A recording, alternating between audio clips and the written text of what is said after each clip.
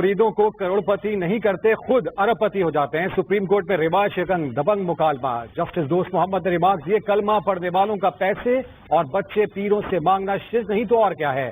المیہ تو یہ ہے کہ لیڈر اور ڈکٹیٹر بھی پیروں کے ہی مرید نکلتے ہیں۔ اسلام آباد سے ذوالقرنین اقبال کی رپورٹ۔ بڑی عدالت نے بڑے معاملے میں بڑی بات کہہ دی۔ گنگول دربار کے احترام کی وجہ سے آدھا کلومیٹر دور معدنیات کھدائی کا لائسنس منسوخ کرنے کا کیس۔ جسٹس دوست محمد نے سوال اٹھایا، کیا کسی پیر نے کبھی کسی کو کروڑپتی بنایا؟ ایڈیشنل ایڈوکیٹ جنرل نے جواب دیا، ایسا تو نہیں ہوتا، الٹا پیر خود اربپتی ضرور بن جاتے ہیں۔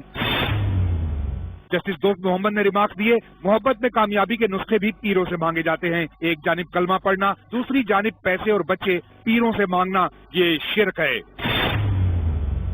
عدالت نے کہا، بدقسمتی تو یہ ہے کہ ہمارے لیڈر اور ڈکٹیٹر بھی انہی پیروں کو مانتے ہیں۔ پہلے ڈکٹیٹر دیول شریف کے مرید تھے۔